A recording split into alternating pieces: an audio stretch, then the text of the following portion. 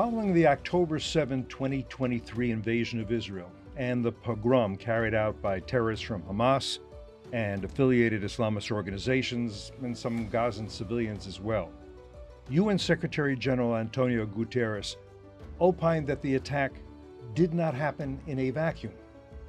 Well, he's correct, just not in the way he intended. Hebron is an ancient city about 20 miles south of Jerusalem in Judea, now more usually referred to as the West Bank. Hebron is the burial place of Abraham, and Jews and Muslims lived there, mostly peacefully, for centuries, until the morning of August 24, 1929, when 67 Jewish men, women, and children were slaughtered by their Arab neighbors. It was one of the worst pogroms ever perpetrated outside of Europe, where many pogroms were perpetrated over many years. Ghosts of a Holy War, the 1929 massacre in Palestine that ignited the Arab-Israeli conflict, and for those on you who are not on YouTube, I'm holding the book up right here, is a meticulously researched and beautifully written account of this pivotal event by the eminent journalist Yardena Schwartz.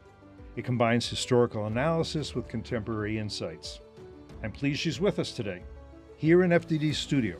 I'm Cliff May, and I'm pleased you're joining us too, here on Foreign Policy. Thank you for coming in. It's so great to see you. I'm really looking forward to it. Thanks so much, Cliff. It's great to be here.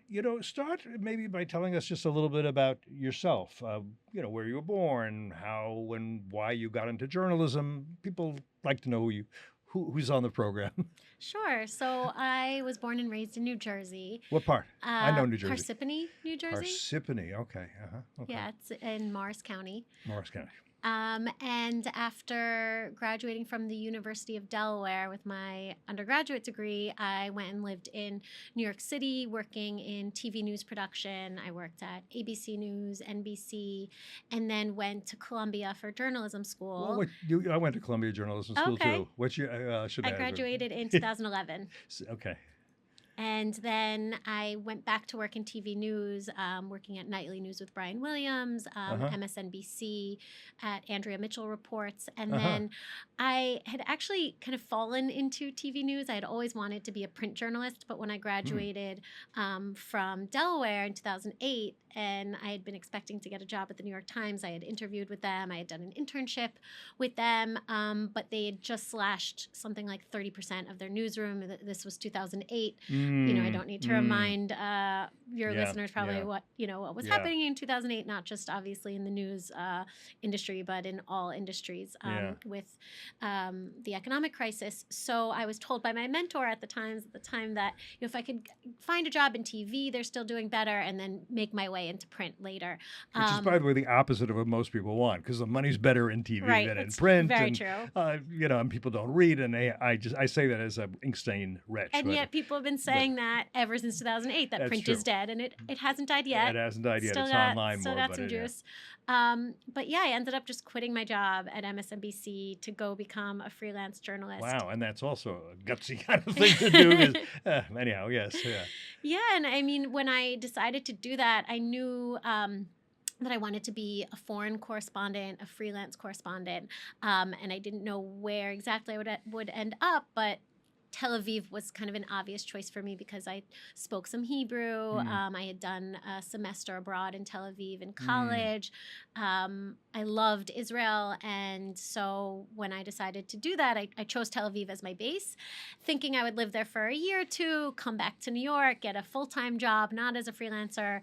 But not only did I fall in love with freelancing once I moved to Tel Aviv, but fell in love with Israel all over again and decided to make Aliyah. And so I became an Israeli citizen, ended up staying there for 10 years as a freelance journalist, writing for dozens of publications, including the New York Times, and, New York Review of Books, Time Magazine, Foreign Policy, many different publications, and Jewish publications like The Forward, JTA. And then we can get to this eventually, but yeah. Well, what strikes me as particularly interesting is there you are in Israel, and you're a journalist and a freelance, so you got to look for stories, and you found a really great story, not in Tel Aviv, but in Memphis, Tennessee. Right. That's kind of that's kind of have been unexpected. Tell us how that happened? Well, I have Yossi Klein Halevi to thank for that. We all know who he is, but he's been on our show, and anyhow, he's a wonderful Israeli writer and commentator and thinker, and Yes. yeah. Go ahead. Yeah, he's So fantastic. So what does he know about Memphis, Tennessee? Anyhow. So this family in Memphis, they discovered a box of letters in their attic filled with hundreds of pages of letters written in the late 1920s by their late uncle, who had been living in Hebron at the time of the massacre, and had written to his family every week for a year while he was studying at what was then the most prestigious yeshiva in the land of Israel. It was in Hebron, the Hebron Yeshiva, and he was killed in the massacre. All right, but let's back up a little bit because it's just too interesting. So, this family it's a Jewish family in Tennessee. We could do a whole discussion of Jews of the South. It's a kind of a fascinating subject. There's even a museum of Jews in the South. Did you know that in New Orleans? Have you ever been there? I haven't been there, but and I've noticed, I think in your book you say there was a fairly large Jewish community in Memphis. I don't know if you're a New York Jew, you don't think there's a large Jewish community in Memphis, but they went there. They did well. They were in retailing. I think a lot of peddlers ended up as retailers. There was what was called the Jewish store. It eventually became a kind of department store. I'm simplifying, but that's how it works. So he was from a prosperous Jewish Memphis family. I think if I remember in the book, his family wanted him to go into the business. He was a good. I've seen there's pictures of him. Good-looking guy, snappy dresser. I mean, he looks very cool. Spent some time in New York, and he decided he wanted to study theology in Hebron. On top of that, he dropped out of Wharton Business He dropped School out of Wharton, right? Yeah, to go move to Memphis. Sorry, No, that's what his father wanted him to do, to go move to Memphis and take over the family business. But no, he did not do that. He went and moved to Hebron, of all places, which was at that point a place frozen in time. I mean, there were give some history. Give some of Hebron. This is a very special place in the world. People know Jerusalem, the holiest city for Jews, third holiest city for Muslims, perhaps you can say. But Hebron is the second holiest city, as you point out in your book, for Jews. And talk about why he went there and a little bit about the history of Hebron. People need to know. So Hebron, as you said, is the second holiest city in Judaism, and it was actually the home of the first kingdom of Israel.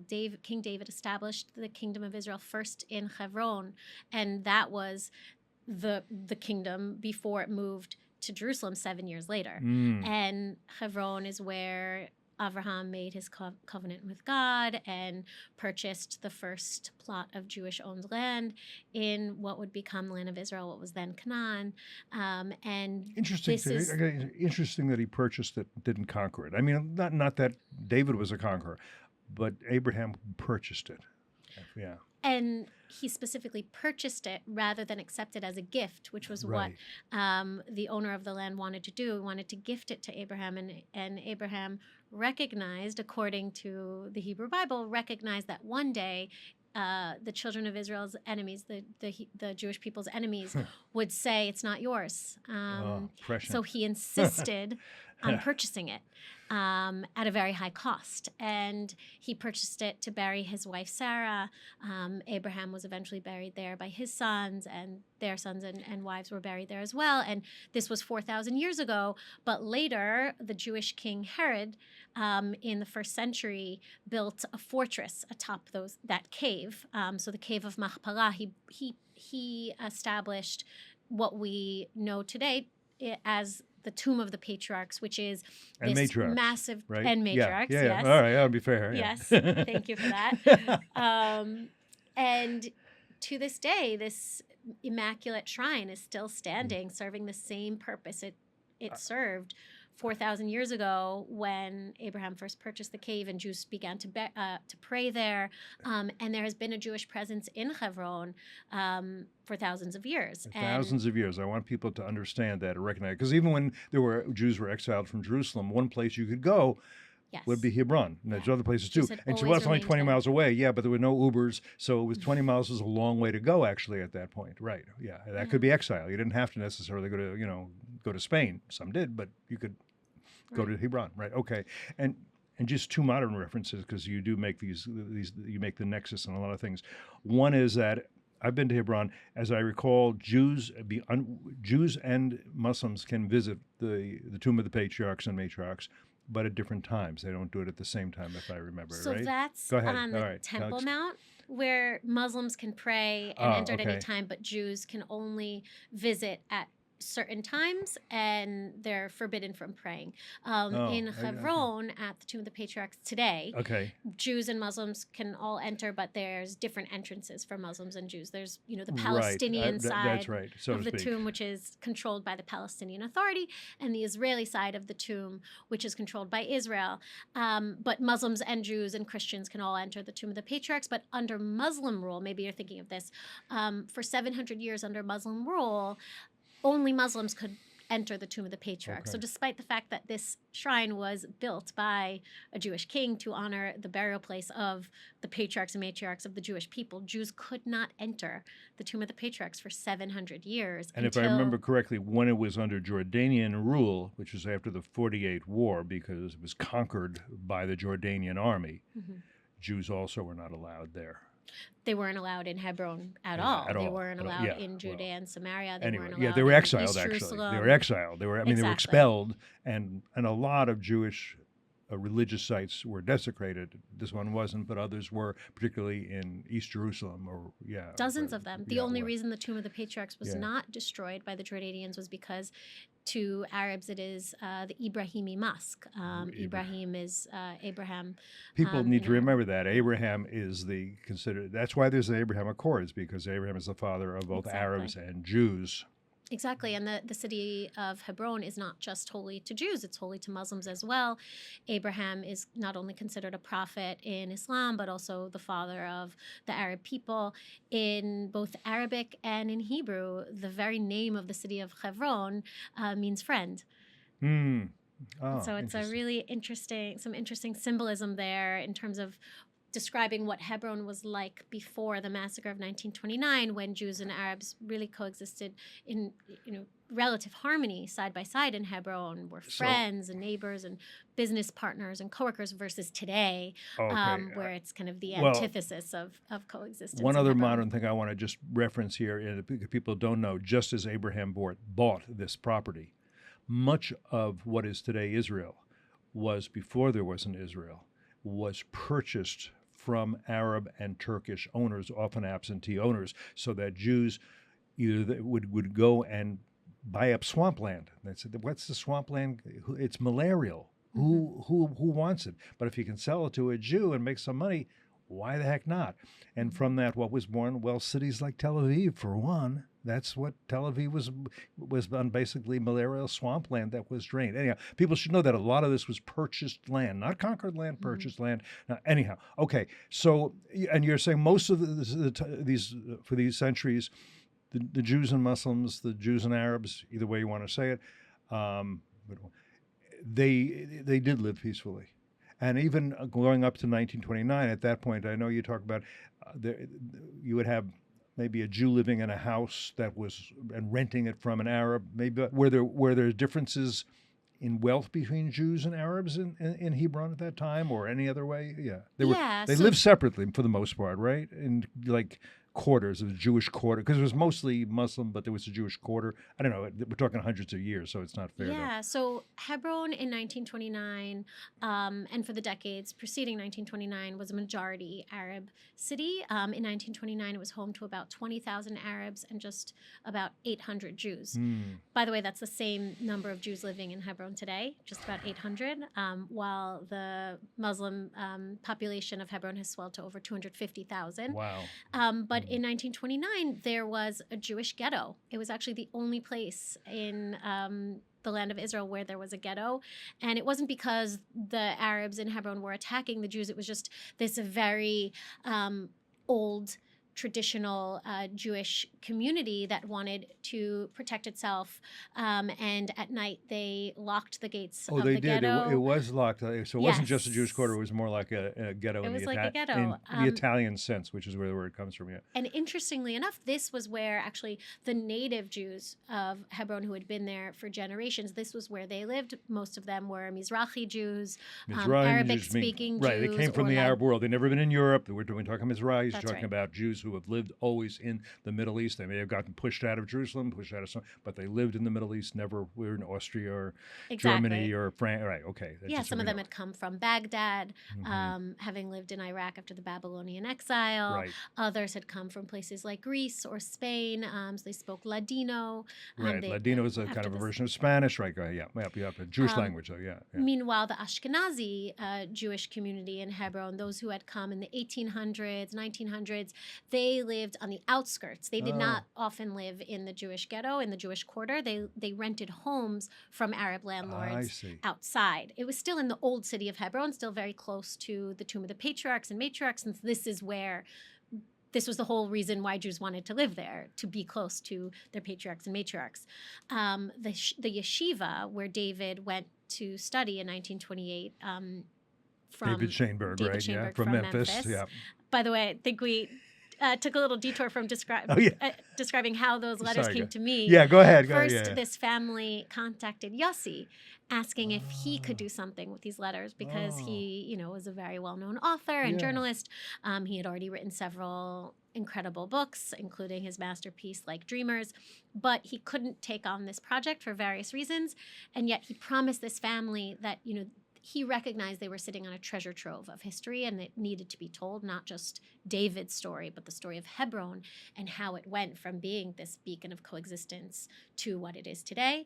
And he promised them that he would find the right person to write this book. And I'm honored to say that I was the first person he asked. And I, of course, said yes when he asked if I wanted to be introduced to this family. And he dedicated hundreds of hours of his time to mentoring me throughout the process of writing this book. I turned to him with so many questions, and he was so generous with his time. So I'm immensely grateful to Yossi for introducing me to this family in Memphis, and to this family, and particularly the woman who spent 10 years of her life reading these letters, archiving them, digitizing them, organizing them. It was she who recognized that there was a book here, and her name is Jill Notowich. But she's part of the Shamberg family. Yes, Yeah. She only doesn't have the Shamberg name because she took her husband's name, but she is the reason this book came into being, and she still lives in Memphis. Her and her family are still very active in this thriving Jewish community in Memphis, which numbers about 10,000 people. And you mentioned, New York Jews don't really know that there are Jews in Memphis. I'm maybe not a New York Jew, but I'm a New Jersey Jew, and I still get a kick out of hearing those accents. Like, I never knew that Jews spoke like that, and I love their accent. But yeah, so back to Hebron in 1929. Okay, one of the most fascinating things about David's captivating letters was his reaction to arriving first of all, in this place. He has to sail by the Statue of Liberty to go to Europe, and then in Europe, I think he goes to Trieste, which is where I've been to Trieste. It's a very interesting city. People told me, "Oh, you don't need to go there." It's very interesting. And then from Trieste, he goes, I think, by ship again. It was a very elaborate journey. It took him 2 weeks by sea and land. So he took a boat from New York Harbor to France, and then a train to Italy, and then a train from Italy to Switzerland, and then he ends up in Egypt and takes a boat from Egypt to and by the way, Jaffa. His parents get a letter from him after he's already gone. Yes. I remember, right? They find out he's sailing to Palestine after he's already on the ship. All right, so he was going there, and he loves it when he gets there. It's evidently a beautiful, beautiful city at that point. It was this beautiful, near the serene, Judean hills, biblical... the Judean desert, and I use those words advisedly. People should recognize what I'm saying. Yeah. Yeah, and he described how this was his first time seeing Jews from the Arab world. And he wrote to his family how he couldn't tell the Jews from the Arabs in Hebron. I No, thought that was no. really fascinating. And he described women walking around the streets like ghosts. He was describing the Arab women who were fully covered in veils and burqas, but he had never heard of that or seen that, so No. he thought they were wearing sheets. And he described this place that really felt to him frozen in time. And it was the perfect place for him to devote himself, almost like a Jewish monk, to studying ancient texts. And he never said outright that he wanted to be a rabbi, but it was very clear from his letters that that was his trajectory. And his plan was to spend 2 years there in the yeshiva. And maybe go back to Memphis, although after several months, he started to give hints that he planned to stay. And over the course of my research for this book, I discovered that he had a sweetheart that he had left behind in New York, because he had gone from Memphis to New York at first before moving to Hebron. And she had planned on joining him in Hebron, moving from New York to Hebron about a month after the massacre. We should point out that at this time, 1929, the British mandate for Palestine was in effect. And just so people also understand, before the British took control there, it was the Ottoman Empire for hundreds of years. And Palestine, which was not really, the word Palestine wasn't much used. That's what the Turks called it. But that's what the Romans had renamed it after exiling the Jews, just so people know a little history. It was a backwater of the Ottoman Empire. Ottoman Empire being Turkish. I mean, it was based in Istanbul, which used to be Constantinople when it was before it was conquered by the Ottomans. So, but there were Jews and Muslims living in Hebron under the Ottoman Empire. My understanding, correct me if you know better, the Ottomans were not great to the Arabs or to the Jews, but it wasn't, people lived. I mean, right? That's how there was a Turkish appointed governor of some kind. And then the same with the British. It wasn't perfect, but the British did what they could. But you can argue the Arabs didn't like the British. A lot of the Jews didn't like the British. But as you say, and when David Shamberg got there, it seemed the Arabs and the Jews were getting along rather well. And that community didn't, because there were warnings. And again, this is, if I remember correctly from what you wrote, the community there said to, for example, the Haganah, which was the Jewish Defense Forces, we don't need any help. We don't need any defense. Our neighbors are not gonna turn on us. Are you kidding? I'm right so far? Yeah. And then, of course, the neighbors all of a sudden did. And to be fair, there were some neighbors who tried to defend the Jews in this case, who said, no, they're renting my house, they're good neighbors. Some did, but nonetheless, this was carried out. Now, I think it's important to probably go on from here to say why these Arab neighbors rose against the Jewish population at that point. Disinformation is a very powerful tool, as we see today. And it was a powerful tool back in 1929 as well. They didn't need social media or, partisan TV news channels to spread misinformation. They had newspapers doing that. They had very corrupt Arab leaders whose interests lay in turning any criticism that was directed at their leadership towards a scapegoat. And who is the world's favorite scapegoat?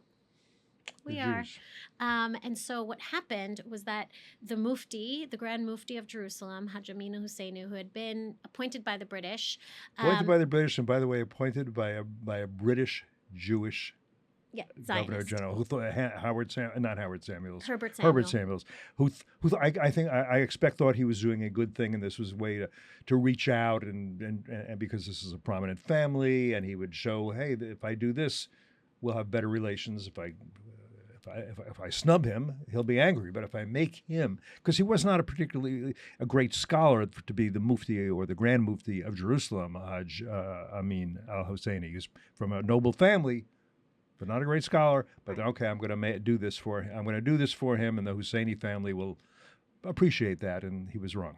Right. He had already been banished from Palestine for inciting another riot back in 1920. It was a less deadly riot, a smaller riot. It was only in Jerusalem, but nevertheless, Jews were killed in that riot in 1920. 1920, yeah. And the British had issued an arrest warrant for Haj Amin al-Husseini, yet he fled to Transjordan. And it was Herbert Samuel who pardoned him and then appointed him Grand Mufti. And it was the years of allegations of corruption and nepotism and misuse of funds that led him to search for something that he could use to distract his people from his failures as a leader. And that disinformation campaign proved to be wildly successful, and it revolved around Al-Aqsa Mosque, the third holiest site in Islam, situated atop the ruins of the ancient Jewish temples in Jerusalem, the Temple Mount, the single holiest site in Judaism, where Jews have directed our prayers for thousands of years. In 1928, around the same time that David Shamberg arrived in Palestine, the Grand Mufti began to spread a rumor that the Jews of Palestine were working to conquer Al-Aqsa, to destroy the mosque, to rebuild their temple. And that campaign of propaganda continued. There was no effort by the British to end that campaign of propaganda, to counter it, to urge him to stop these lies and this incitement against the Jews, the Jewish community. The British either didn't know, didn't care, despite the fact that the Jewish community had been sounding the alarm ever since he started this campaign, saying, we're not working to destroy Al-Aqsa. All we want to do is pray at the Western Wall. This was the holiest place Jews were permitted to pray at the time. Temple Mount was owned by the Muslim authorities, and it was off limits to Jews. And the only place where they were permitted to pray was this very narrow alleyway at the Western Wall. And once the Mufti started this propaganda campaign, the rate of attacks by Muslims against Jewish worshippers increased. At the same time as he conducted this incitement campaign, he also worked to limit Jewish access to the Western Wall. And so all of this tension was building up over the course of a year, from about Yom Kippur of 1928 until Tisha B'Av in 1929, in August of 1929, when 10,000 Jewish worshippers gathered at the Western Wall, as they did every year, to pray on the most mournful day of the Hebrew calendar. They were surrounded by British police. And this was the first time that the British had actually really done anything to try to protect Jewish worshippers from these attacks by Muslims. But what it did is it showed that the British had done nothing to, besides just, surrounding Jews as they pray on their very solemn day. They hadn't done anything to prevent this incitement from continuing, to dispel all of the lies that were being lobbied against the Jewish community. And so the following day, a group of hundreds of young Jewish Zionists actually marched to the Western Wall. So this wasn't the same as the Jews who had prayed at the wall. These were religious Jews. The next day, it was revisionist Zionist supporters of Jabotinsky. And when we say religious Zionists or Zionists, that just meant that they were people who thought that there should be a Jewish homeland, maybe Jewish nation state. That's all. And most of the people in Hebron were not Zionists, as you point out. Yes. That they were just there for religious study. Yeah. Yes. So David was very much like the rest of the Jewish community in Hebron, in that he saw Zionism, political Zionism, the quest for Jewish sovereignty in the ancient homeland of the Jewish people, as a secular contamination of Judaism, because he and so many other traditional Jews in Palestine and around the world felt that the Jewish return to our ancient homeland should only be achieved through the will of God, the arrival of the Messiah. It shouldn't be done by man. Yet the secular Zionists believed that, Jews were being persecuted around the world. We needed a homeland. And what better homeland than our ancient, the land of Israel, where we are indigenous to. Right. And I don't want me to jump around, but it's more. So if you think about after what happened in Hebron in 1929, if you think about 1948, say, the Palestinian Jews, and most people who were called Palestinians and were Jews, David, when he referred to Palestinians, he meant Jews. Yeah. I just want to make that clear. they had to think, some people would ask, well, why didn't they think of just being a minority in an Arab state? Why would that be a problem? Well, they knew it would be a problem, not least, maybe most, because of what happened in 1929 in Hebron. They knew we cannot be a minority in an Arab state. We need our own state. Arabs can be a minority in our state. That's okay. They will be. They are. They're about 20% now. But we can't be. We have to have our own nation state. At that point, there became a point where it became very hard to say we could, let it happen. Let there be a what would be today, I guess, the 22nd Arab state and around the 50th Muslim state. Anyhow, that's an important point. Okay, go ahead. Right. So after the massacre of 1929, this transformation of the Jewish population of Palestine really started to take place, where so many anti-Zionists became Zionists, embracing the quest for Jews to be protected by their own army under their own country, because the British absolutely failed in their duty to protect their Jewish subjects in 1929, proving to many Jews that we could not rely on anyone else for our protection or our defense. And back to what led to the massacre in 1929, with this march to the Western Wall the day after Tisha B'Av in August of 1929, these Jewish demonstrators were really protesting against the British for their failure to protect Jewish worshipers, their failure to ensure peaceful Jewish access to the Western Wall. And they were chanting, the wall is ours. They were singing Hatikva, what would become the Israeli national anthem. They were carrying flags bearing the Magen David, the Star of David. And so their march was provocative, but it was entirely peaceful.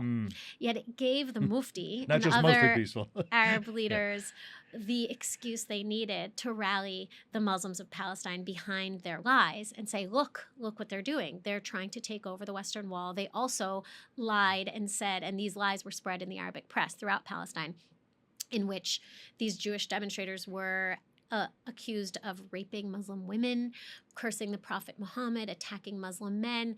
None of that had happened, but the truth at that point had become irrelevant, because these lies had been spreading unabated for a year at that point, and this is when everything just spiraled out of control. So there were attacks by Muslims against Jews the very next day in Jerusalem. Over the course of the next week, there were attacks and counterattacks. And finally, the riots, of which the Massacre of 1929 were just one part of, these riots erupted in Jerusalem on August 23rd, 1929, when imams at Al-Aqsa called on the thousands of Muslim worshippers who had gathered that day armed, at the instruction of their leaders, and went from Al-Aqsa down to the Western Wall, down to the old city of Jerusalem, which was a majority Jewish city at that point, Jerusalem, and proceeded to attack Jewish passersby, set fire to Jewish businesses, and the riots ricocheted across Palestine, reaching every single Jewish community. And many Jewish communities were either evacuated by the British or by the Haganah, including the Jewish communities of Gaza and Haifa and throughout Palestine. But in Hebron, as you hinted earlier, the Jewish leaders of Hebron were so sure that nothing would happen to them, because not only because they weren't Zionists and they were, religious Jews living a quiet existence centered around the Torah, but because in previous rounds of violence that had erupted in 1929 with the Arab riots in Jerusalem, there were Arab riots, in 1920. There were Arab riots in Jaffa in 1921, and those riots never reached Hebron because of these really warm relations that existed between the Jews and Arabs in Hebron, who not only rented, many of the Jews living outside of the Jewish quarter rented their homes from Arab landlords. They also owned businesses together. They attended each other's weddings and holidays. There were no Jews on Hebron City Council except for one, but that one Jewish member of City Council had many Arab friends, and he was one of the Jewish leaders of Hebron who told the visiting Haganah members, no, your presence here will only antagonize the Arabs of Hebron. If they see armed men they've never seen before suddenly walking around, they said, we'll be safe. At the very least, if any rioters come to Hebron, see, they didn't think that rioters would emerge from Hebron. They thought if something happens, it will come from the outside to Hebron, and our Muslim friends will protect us. They won't let anything happen to us. And sadly, they were deadly wrong. Their neighbors did turn on them, including their friends, including friends of this man, Eliezer Dan Slonim. He was the head of the Hebron branch of the Anglo-Palestine Bank at the time. That bank would later become Bank Leumi. His father, Rabbi Yosef Slonim, was the chief Ashkenazi rabbi in Hebron. So there was a chief Ashkenazi rabbi in Hebron and a chief Sephardi rabbi in Hebron. And when it became clear that they were wrong, that the riots did come to Hebron, they went to the British police chief of Hebron, a man named Raymond Kafarada, who oversaw a police force of about 40 Arab policemen, one Jewish policeman. And what this police chief told these Jewish leaders who were coming to him saying, what are you going to do to protect us? All he said was, stay in your homes and you'll be safe. Rather than arming, giving them arms to protect themselves or standing guard outside their homes. The Arab policemen often took part in the riots, not only in Hebron, but also in Jerusalem. Or they stood by Jewish homes as they were broken into and had all of their inhabitants slaughtered, including men, women, and children. So by the end of the day, on August 24th, 1929, 67 Jews had been slaughtered, all of them unarmed, and dozens more wounded. But I'm glad you mentioned earlier these courageous Muslim families that saved Jews. So over 200 Jews were saved that day by their Muslim neighbors who risked their own lives by hiding their Jewish neighbors in their homes or their Jewish tenants in their homes or standing guard outside of theirs.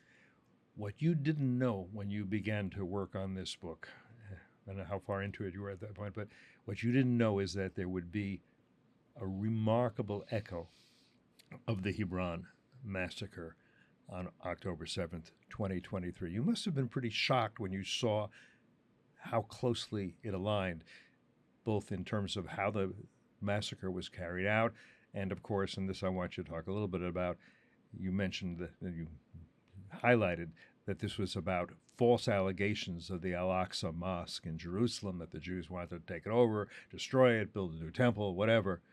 And of course, what happened on October 23rd? What did Hamas call it? The Al-Aqsa flood. The Al-Aqsa flood. They were using the same disinformation, the same slander, almost a century later, and all those Gazans who came to kill Jews, I assume they believed it. And by the way, this I'm sorry, but I got to say this too.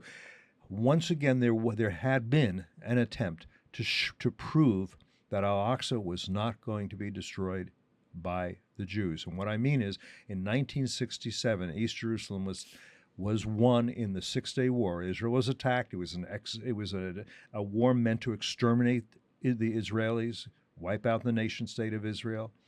And this is a famous scene. It's in Michael Oren's book. I think that's what I'm remembering it from, where a Jewish soldier goes up on the Temple Mount and plants an Israeli flag.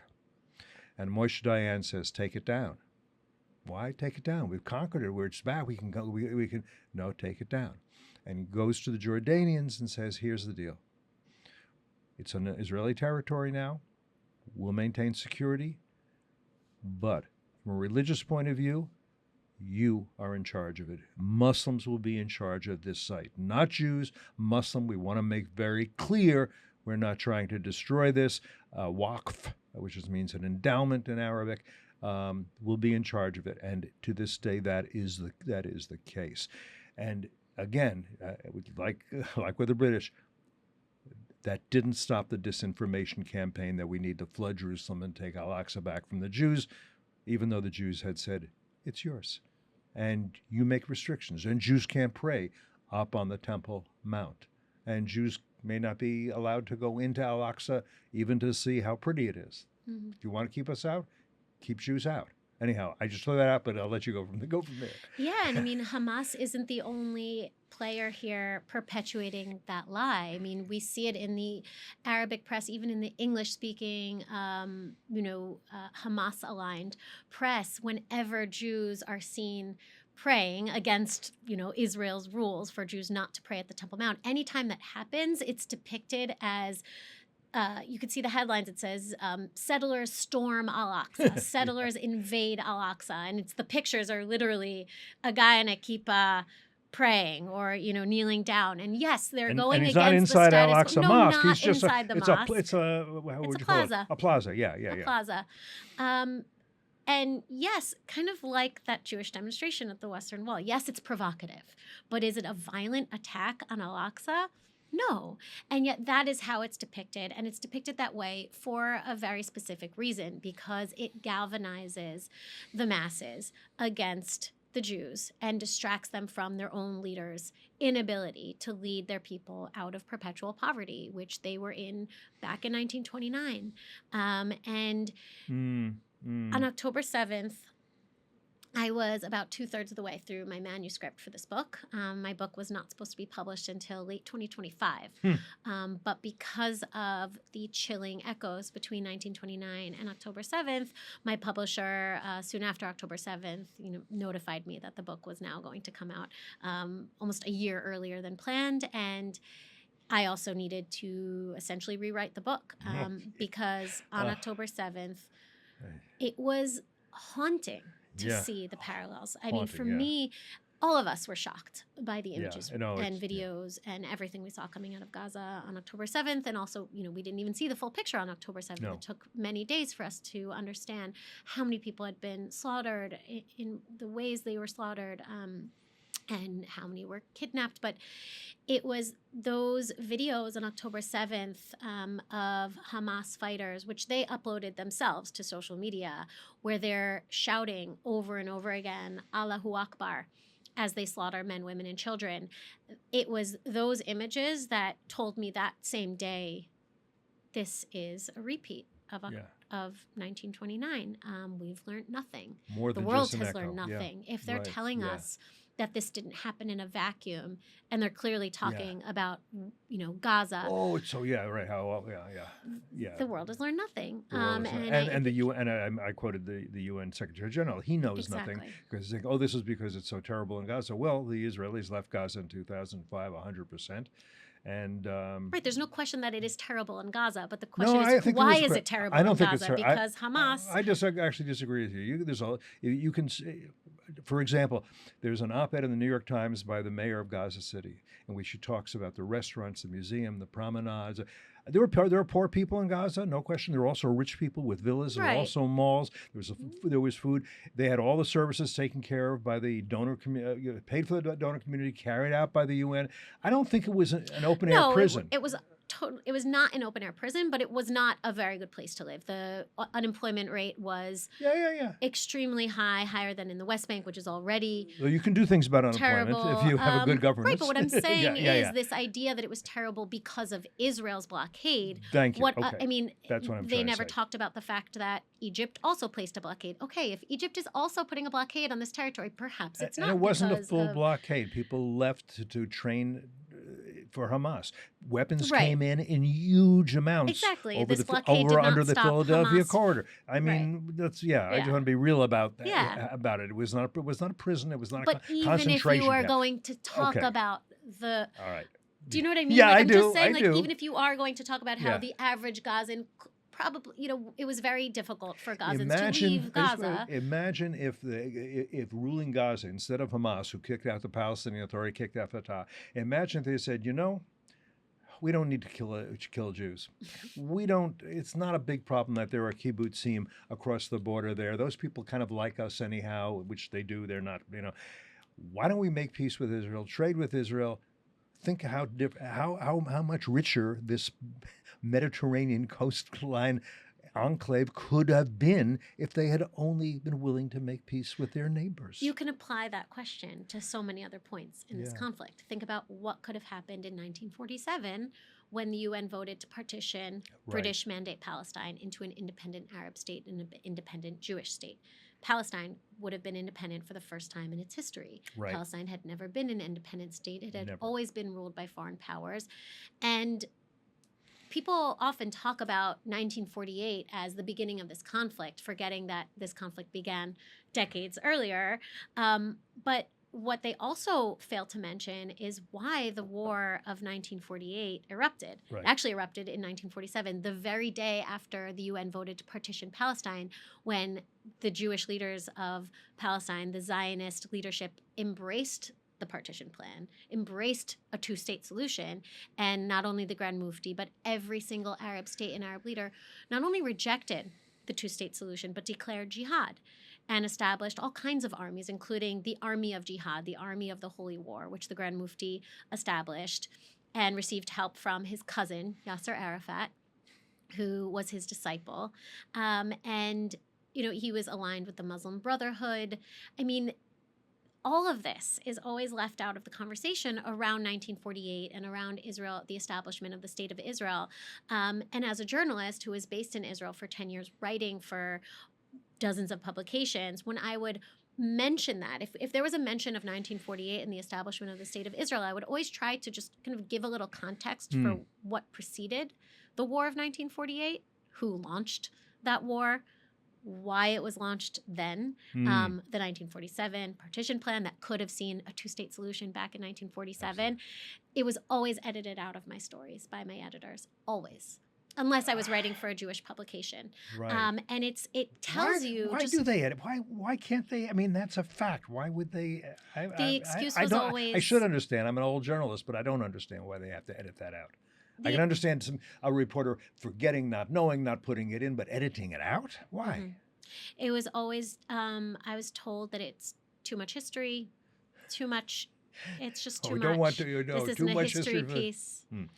By the way, I think it's important to go. Your title is Ghosts of the Holy War, and Holy War is a very important here because too many people think this is a territorial dispute, and it's not. When you talk about the Army of Jihad, when you talk about Amin al-Husseini and being the sort of the progenitor of Hamas, or Hamas being his descendants, I forget how you say it exactly.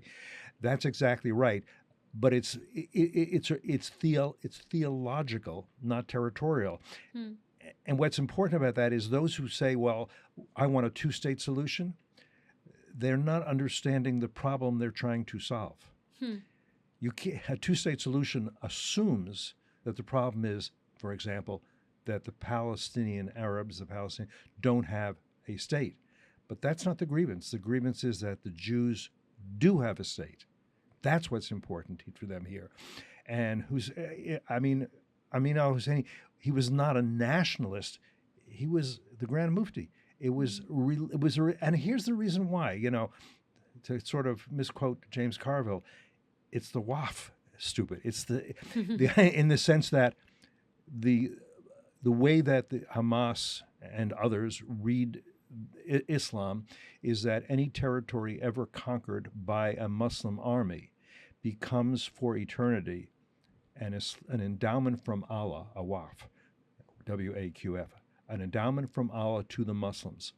So you can't say it's okay for Jews to run it. You can't say that because Allah didn't say that as they interpret it, and therefore you have a religious obligation to fight jihad to take it away from them. They don't disagree that the Muslims conquered it. They conquered it. The Romans conquered it. The Muslims conquered it. They get that. They say once it's conquered by us, that's it. It's kind of a Brezhnev doctrine, if you think about it. Hamas has made that very clear. Very clear. I mean, since its establishment, it has been very outspoken that any kind of efforts to negotiate with Israel, such as Camp David, they carried out suicide bombings and attacks on Israelis for the stated purpose of derailing the peace negotiations, which they said was blasphemy against Allah because this is Muslim land and will always be Muslim land. And that is the same language that the Mufti used in not only opposing the first two-state solution in 1937 when it was proposed by the British, but also opposing the very notion of Jews having any kind of sovereignty in what was then Palestine before, aside from their conversations around a two-state solution, the British were also discussing with him and with Jewish leaders in Palestine, Ben-Gurion, Jabotinsky. They also discussed the prospect of a binational state. And while Jabotinsky was very much against that idea, Weizmann and Ben-Gurion, there were other Zionist leaders who were open to that notion. But the Mufti said, Absolutely not. The 400,000 Jews who are living here must go. And that was because he was against any kind of Jewish expression of sovereignty in what was holy Muslim land. He might. I mean, what he also could have done is said, "Look, the Jews can live here under Muslim leadership, and we will give them total freedom to practice their religion, as the Ottomans say they did, well, more or less, and they'll have to pay a tax, a jizya. They'll have to pay a tax to us, but they will be unharmed in a binational state that will run." There would have been Jews who said, "Okay, well, I'll go along with that." He never said that, and in fact, we need to say what happened to him in World War II eventually. And I'll let you. I'll let you say. Go ahead. Tell where he's. People don't know. They should know where Hajj Amin al Husseini spent World War II.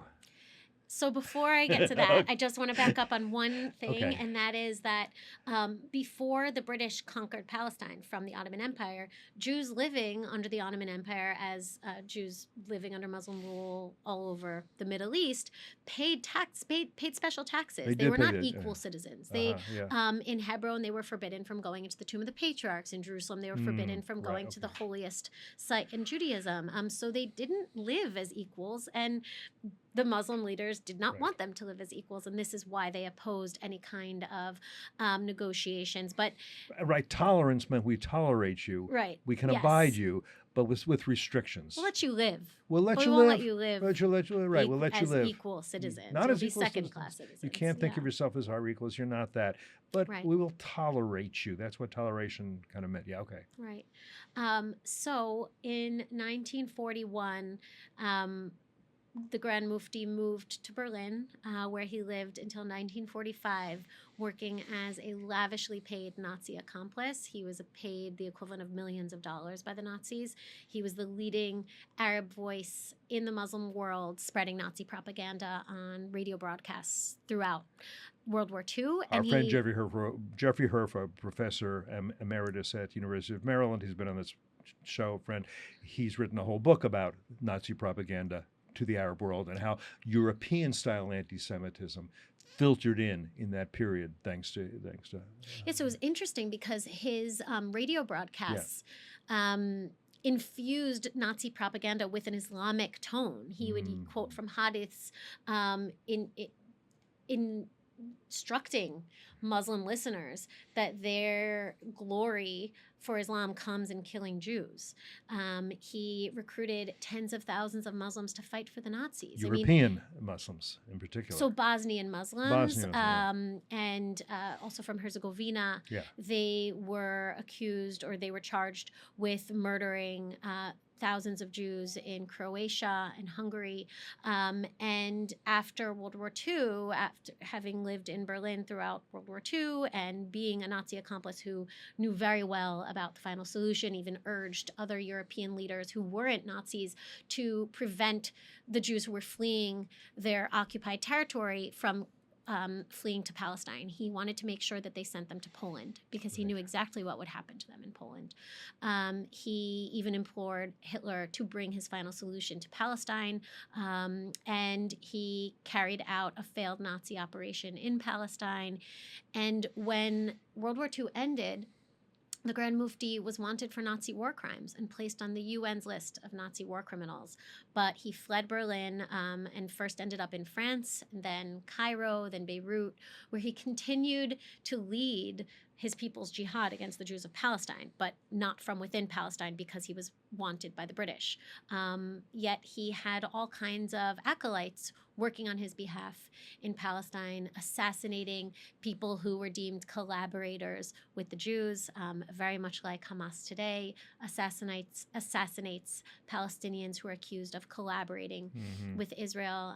Dissidents were also assassinated by the Mufti's henchmen. And when the UN voted to partition Palestine and the Grand Mufti declared jihad, over 1,000 Muslim members of the Waffen-SS actually joined that holy war in Palestine. Germans did, yeah. No Muslim. The Bosnian Muslim Muslims. Muslims he had recruited during his time in Berlin, joined that holy war in Palestine. And they fought in Palestine. And they fought against Jews in Palestine. I mean, it was a continuation of their work with the Nazis. Under whose auspices? Of what country? Egypt's? The Army of the Holy War. The Army of the Holy War. The Muftis. And Amin al-Husseini, did he die in Beirut? In Beirut, yeah. But he lived openly there until he died? Openly. He didn't go into hiding as a Nazi like so many Nazis did. He died in, I think, 1974. And Arafat attended his funeral and praised him as, the hero of the heroic leader of the Palestinian people. To this day, Palestinian officials glorify the Grand Mufti, and yet many young Palestinians do not know about the Grand Mufti and are not taught about the Grand Mufti because of his role during the Holocaust, which Arab leaders don't really want their people to know about because it could sully the Palestinian cause. And I think that's why so many of us have never heard of the Mufti. I mean, I had not known much about him until I started working on this book. I had known about him, but I didn't really know about his role during the Holocaust. I didn't know about his role inciting these riots in 1929 and his lasting impact on Palestinian leadership today, which really, he wrote the playbook for what to do to continue to succeed in your corruption and your continued failed quest to destroy the Jewish state while also continuing to receive the support of the Western world, because France did not extricate the Mufti from France and give him over to the British. The British wanted to bring him to trial, to perhaps, give him the death penalty, as they had done to other perpetrators of the Massacre of 1929. He was able to live out in peace in France, and then go to Cairo and Beirut. There's much more I can ask you, but I can't keep you for hours and hours. But I'll ask you a couple more things. One is just to talk a little bit about Hebron today, so people understand what you've been there fairly recently, what it's like. Yeah, so Hebron today is divided between 80% of it is run by the Palestinian Authority, and that is home to the 250,000 Palestinians, in which Hebron is actually the largest Palestinian city in the West Bank. It's the economic hub of the Palestinian Authority. It's larger than Ramallah. Yeah, it's larger than Ramallah, and it's more important economically than Ramallah. Ramallah is the seat of the Palestinian Authority government, but so that's 80% of Hebron. 20% of Hebron, including the old city of Hebron, where the Ma'arat HaMachpelah, Tomb of the Patriarchs, is located, that is controlled by Israel, and it's home to about 800 Jews. Just 800, very small, yeah. And about 35,000 Arabs, Palestinians, who are not citizens of Israel. They're Palestinian residents, and there's all kinds of restrictions that run their lives because of that, juxtaposition of them living within Israeli-controlled territory but not having Israeli citizenship. So residents in that part of Hebron, they cannot drive on their own streets. They have to park on the Palestinian side of Hebron, go through checkpoints, because then they're entering Israeli territory. And they, it's really difficult to be a Palestinian living on the Israeli side of Hebron because of these restrictions. I interviewed a man who lives on the Israeli side of Hebron, whose wife twice lost a baby on the way to the hospital because their hospital is on the Palestinian side. They had to go through checkpoints. In one case, they walked, and she was expecting twins, and one of the twins died in the womb on the way because it took hours to get there. And then in the other case, the ambulance got stuck at a checkpoint on its way to come to them to bring her to the hospital. And so, these restrictions, as much as they are, they might make sense on paper, but in real life, they have some really grave consequences. And it's just a shame that so many people who believe that they're fighting for Palestinian freedom or Palestinian rights are supporting the very groups and the very ideology that necessitate these kinds of restrictions. I mean, it's really mind-boggling how so many educated people fail to see that this support for violent resistance is exactly what is going to condemn us to another century of massacres. And no kind of alleviation of the suffering of innocent Palestinians who are suffering the consequences of these restrictions that are put in place as a result of violent attacks and terrorism perpetrated not only by Hamas, but before Hamas, it was, Fatah and the PLO. I mean, I don't need to tell you, how long this goes back. Palestinian Islamic Jihad, which is Exactly. a direct proxy of Iran. It's in the West Bank, was in Gaza. They participated as well. And people seem to forget that the Islamic Republic of Iran, going back to 1979, the beginning of this revolution, has made very clear, no ambiguity about it, that their goal is, when they say death to Israel, they mean death to Israel, and they mean the extermination of the Jews. They can, get in boats and try to leave for Berkeley and Brooklyn, but they're not to stay. It's really the same thing that Hajj Amin al-Husseini wanted, is what they want in Tehran. A reason for them not to have nuclear weapons is because that would give them the means to commit another genocide. That's what that. Now, that's not the only reason from an American point of view, because after all, death to America. They've also been chanting every Friday night in mosques, and their leaders have said it's not just a chant; it's a policy that needs to be implemented in time. But the Israelis are right there. Anything else that I should absolutely get in before we close? I think we covered. We covered a lot of it. The rest Yeah. of you read Ghosts of the Holy War. It's absolutely fascinating, well-written book. There's so much more in this book. People should read the book, because it's 300 and some pages long, and it's all fascinating, every chapter. In fact, I thought we didn't have time. I was going to point out your various chapters and cherry pick them. The Mufti and the Fury kind of talked about Army of the Holy War a little bit. Heirs to the Mufti. I guess we got a lot of the Alex stuff. I got a lot of it in, actually. That's fine. People should read it. Let me just ask, what's next for you over the next, the rest of this year? Do you know? Well, I spent 5 years writing this book, and Wow. during that 5 years, I had 2 children. I became a mother while writing this book. I actually got married and became a mother, and so in that I'm order, focusing. too. Yeah. Because it's still done that way sometimes.